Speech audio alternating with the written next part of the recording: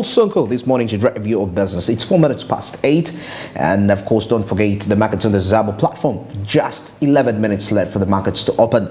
Now for you to be a part of this, simply you dial *292# and you'll be availed with quite lots of options where you will choose to buy government bonds and securities for just as little as 15,000 Ugandan shillings. Yes, this is effective Monday up to Friday, except from the weekends and the public holidays when the markets are actually closed. You can access them, but despite the fact you have the rest of the 5 days to capitalize and make yourself quite some huge profits, something which I believe is quite very key and brilliant in terms of earning revenue. And if you're a trader out there and you made losses throughout the week, you never know. By the end of the week, you'll be having some good money, which you would have made as a result of trading government bonds and securities. And the funny thing here is that you can withdraw this money anytime if you like. Now, Zabo simply says, mind my future. And Alternative East Africa says, do something new. Well, right now we're getting to our discussions, of course, in relation to the tourism. But of course, before we get there, don't forget, let's take a look at our business tips and quotes as one of the ways to inspire you as a vibrant upcoming entrepreneur. Let's go through this.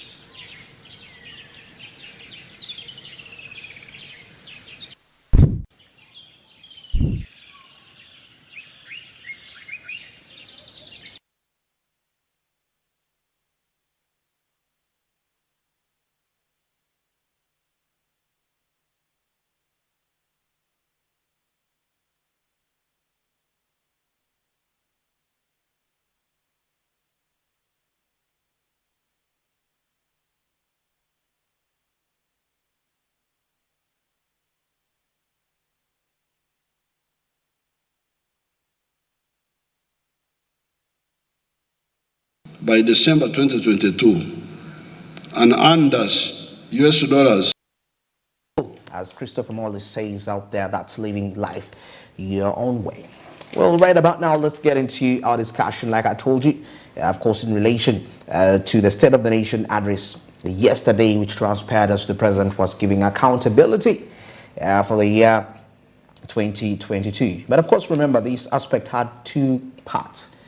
There was what he read, firstly, from what was being given by the different ministries, that is finance and so many other different government ministries.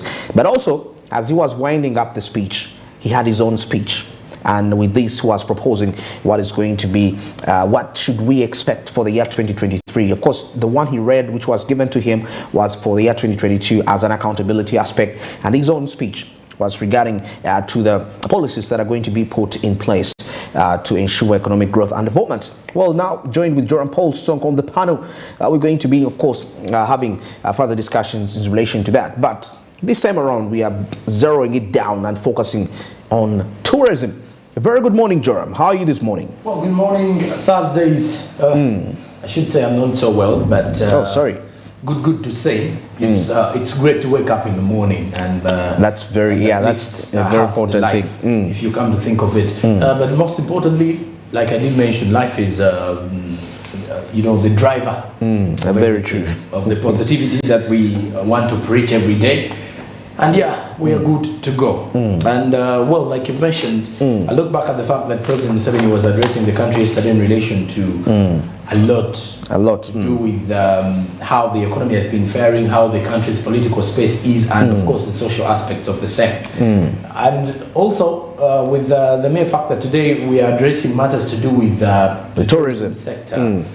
Which was also identified in his speech. In one of the two aspects here, he mentioned that when you come to think of it, Uganda's tourism has been growing since the COVID-19 pandemic was ruled out, and also mentioned something to do with investing. And this time around, the investment he mentioned in the tourism sector, he said that there are projects that the government will be focusing on in the next financial year, where he mentioned areas like Kitgum, areas in the Kigezi region as well, in regards to infrastructure.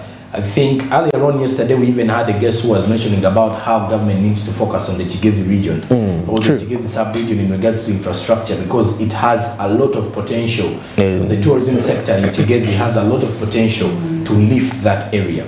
So when you talk about infrastructure, it's more like the access to these tour sites, because if you want to improve for example tourism, you have to boost these particular facilities, or you have to boost the routes that which take us there to the destinations. You have to look at the external factors first, not the internal ones, because the external factors highly predict what we are going to be experiencing at the tour site. Because for example, if you're going, let's say, to Kapchora, the roads in there are mountainous. You're going to visit, let's say, Sipi Falls. That means you have to have access to good roads. And when you go in there, you will realize Mbale City, Kapchora, the road network there is good, which means it's actually enticing any person to go and visit. The reason as to why people prefer Jinja is not only because it is close to the capital, but because even the roads that actually lead to Jinja, once you enter Mukono, at least those roads were worked upon, and they're not that badly off. Now, the Kigezi sub-region, which is in context here, or in picture, in the picture of a poor infrastructure, is one that has a lot of tourism, sites. Very many. I haven't been there, but for the people who have actually traveled to Kigezi will clearly tell you that not only because of its mountainous, rather mountainous sites, but the mere fact that it has these game parks. The game parks. And the landscape is beautiful. Yeah, the landscape, the crater lakes. When you look at all these natural resources in there, not only infrastructure, by the way, there is also something to do with access to power, electricity. Now that's all a key factor. Some of the key hindrances in there. So when the president was actually addressing, he did mention a thing about that, and he did actually say all that needs to be really worked upon, if you come to think of it. I don't know what Massey's take on the tourism sector in Uganda is before we even go into the allocations for the next financial year. Of course, tourism actually, I must say, has improved over the years after COVID-19. Of course, we actually, 2021, we received 500,000 visitors in our country, Uganda. Of course, our revenue was at $530 million. That is 2021, and of course 2022 we received quite an improvement actually in the people coming in Uganda, and that was 4,508 people came into, and of course we earned 1,014 million US dollars. That is quite an improvement right there. And of course, there are key factors that we have to consider, and of course that is improving, ensuring security of the country, and of course tourism sites. Of course, we have very many tourism sites, like you mentioned actually. That includes infrastructure, and of course tamaking the roads leading to most of the destinations, our tour sites, and that include Kitgum to Padel, which covers 160 kilometers, and of course, like you say, Kigezi region, Lake Bunyonyi, Soro, Gahinga, which covers 74 kilometers. Those are some of the roads that we need to be looked into, so that because, like you said, there was an issue of electricity mostly in the Kigezi sub-region, and of course it was hindering most of the blackouts. You have electricity today, and tomorrow you do not have, and of course these are really rural areas, I must say. When you go to Bunyonyi, when you get into Bunyonyi, there is dust all the way. Dust all the way. I've been there several times, and it's so devastating. Of course, Sure. When you go to Gahinga, Gahinga is actually not that bad compared to Chigezi and of course Lake. But of course, some of the key factors also is to strengthen the enforcement and adherence to tourism standards through a strict licensing regime for service providers in the sector. Of course, as you know, we have service providers. These are the people the tour operators. Yeah. They need licenses. Now everyone has become a tour ambassador, and they have tour companies. Tour companies. You do not know who to go to. You see sites, and of course you reach out to everyone you find. But of course, we are improving as a country when it comes to tourism, and I like the fact that we are putting much emphasis on tourism. Why? Because that is where we're going to get the money. Okay, yeah, very interesting. Of course, like you mentioned, the airlines. That is something we like. Tanzania. Mobility of tourists. Yes, Tanzania did. That is something we have to push so that we also be in competition with the rest of East Africa. Okay. Very interesting. Actually, to add on that, I remember when the president was winding up his speech yesterday, he was mentioning about the economic priorities for financial year 2023-2024. And of course, in relation to tourism, there was the aspect, of course, of peace and security, something which is very vital to attract tourists. But also, you mentioned something in relation to the Chigezi aspect of the establishment of solar projects, solar-related projects. But of course, with some quite other vast reasons why this is going to be put up. But still, it can address the matters that Chigezi is really facing in terms of shortage of electricity in such an area. Because I remember some time back, we even had a report from Chigezi where electricity was actually off and tourists were already there.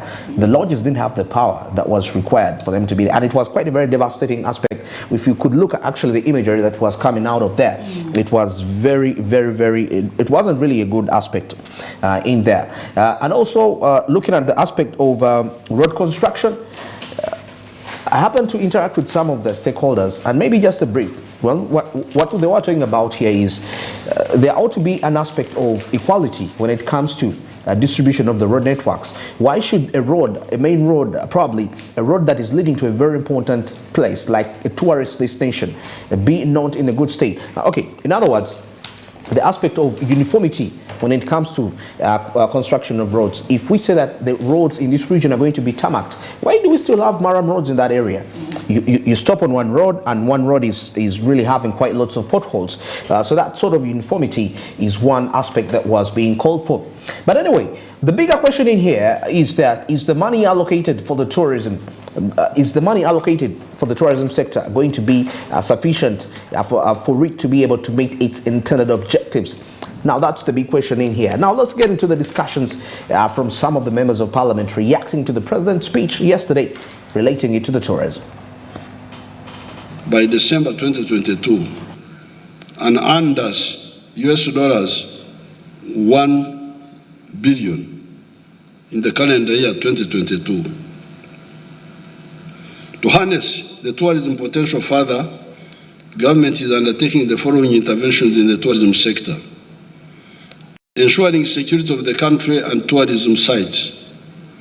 2, construction of tarmac roads from Kitugum to Kidepo, 116 kilometers. Lake Bunyonyi, Kisoro, Mugahinga, 74 kilometers. Karenga, Kapedo, Kabong, 70 kilometers. Kisoro, Rubuguri, Muko, 65, which are soon starting. These are roads. Wildlife conservation, especially of Mugahinga, Lake Mburo, Semuliki, Chibare, Makshon, Chidepo, Katonga, Toro Semuliki, and Queen Elizabeth. How do you say you are going to construct roads? Because most of the roads are red. When you look at the list that was presented by the Minister of Finance, there are those in incubation. Some of the roads that have been built that have complete are all those under construction at 60%, 40%, 30%. Now, which means either these people are duping him to give him wrong information, but also how much resource has been provided to tourism infrastructure. It is actually zero, almost, because the money that has been provided, the tourism laws that have been mentioned, that have loan money, is that one going to Bunyonyi. All the others are still in speculation. I think the president needs to put his foot on the ground, provide the resources, and leave out this, because there is a great hemorrhage. There is a great hemorrhage in non-progressive sectors where they are putting money for eating, other than infrastructure is mentioning. So what is reading actually is completely different from what actually is financed. So that's why there is a contradiction. There's a great contradiction on what we finance and what is actually you are perceiving to be the agenda of the year. On the issue of developing infrastructure, especially roads in the tourist sites. And he did say that some of our tourists take a lot of time in traveling by road, and he wanted, or his views, to construct some airstrips within those touristy regions so that it eases transport of our people. It is something which is welcoming, it is something which is good, because indeed it has been a problem. For someone to travel for 7 hours, 6 hours, just to go to see a tourist attraction, it is irregular. So it is a huge achievement. You've asked me whether we have that money in the budget. We may not have that money in the budget to do it at once, but it is a process. And if need arises, Parliament always passes supplementary budget. It can call for a supplementary budget, but the objective is really good. By December 2022, and under... The ultimate question is that, will the allocation be really enough to meet the tourism intended objectives? I don't know what you see, Joram, regarding this aspect, and Mercy. The funds allocated for the tourism, according to the budget allocation, of course, the annual estimation, the estimated, the paper which was really passed by Parliament, which is going to be, of course, officiated by the President next week. So we want to really see the allocated funds. Are they really sufficient for what the tourism industry is really advocating come the financial year 2023-2024? Of course, taking a look here of the share of total annual budget estimates being at 0.46%, you know, that is money going into tourism development, 89.3 billion. You know, that's quite a decline. A decline from 194.68 billion for the financial year 2022-2023. Huge decline. And according to the projections, you know, when we had the comments from the members of Parliament reacting to that, I mean, that's unrealistic if we speak about what we intend, you know, talking about. But you know, probably this being a program-based aspect, I'll attribute it to, because now when it comes to road construction, like I said, when the President was winding up the speech, he said the economic priorities for the financial year 2023-2024. And there was the aspect of constructing roads. And that would, yes. I think one of the key advantages that we can easily see in this program-based budget is the tourism sector itself has an 89.4 billion budget. 89. You realize that in the other programs there is a way it will benefit. Exactly. That is the only it's the only good thing about this particular budget. Yes. That money may not directly get into the sector as it was before, but it may be going to another sector, but also it correlates with this other sector. With the tourism, because we may actually worry that there is a huge decline, but you get to realize that after some time, we are going to be looking at least an increase. An increase. Yes, an increase in the sector. How? Because other programs, you may find out there are some allocations that will directly favor the tourism sector. Exactly. When you look at infrastructure, Yes. You know, you look at the Ministry of Energy. Electricity will have to, yes, all that are going to be. So now that's the beauty about the program-based budget, you know. And well, if you are right there, because now, for example, if I say that the government is going to construct roads, more than 3 sectors are going to benefit. Not only just tourism, agriculture inclusive. I know. You know, and so many other related in there.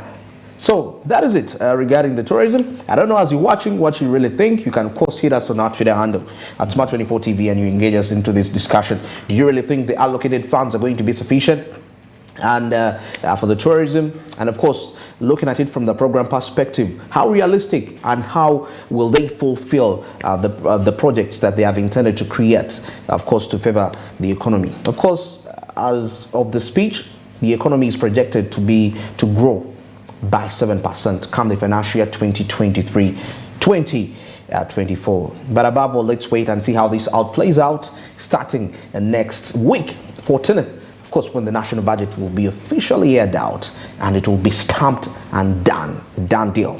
Well, it's 25 minutes past 8. You're still watching Smart Men's Business. I'm Andrew Barige with Joram and Masi Katsime here driving your business. But before we get into the break, don't forget the markets on the Zabo platform, which have already opened 10 minutes back. Star 292 hash is the USSD code for you to be a part of this, and you'll be availed with quite lots of options. You can choose to buy government bonds or securities for just as little as 15,000 you get in shillings. Now, this is effective Monday up to Friday, 8:15 a.m. markets open, 3:15 p.m. the markets close, East African time. The cycle keeps on. The loop Monday up to Friday, except on the weekends and the public holidays when these markets are inaccessible. But despite the fact it being that way, you have the rest of the days to capitalize and make yourself quite some huge profits as something very vital for your personal growth and development in such a time when, you know, things seem to be a little bit tight for quite so many traders out there. Now, Zabo simply says, my money, my future. And All Texas East Africa says, do something new. And now let's get into the break. And when we return, of course, we shall be visiting the sports, business, and entertainment. Good morning.